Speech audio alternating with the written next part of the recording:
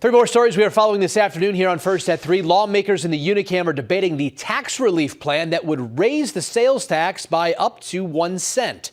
Senator Michaela Cavanaugh filed a motion to indefinitely postpone LB 388. Some senators argue the bill contains tax increases they believe would not fix the system. Others point out it keeps food exempt from the sales tax and would eliminate the sales tax on utilities.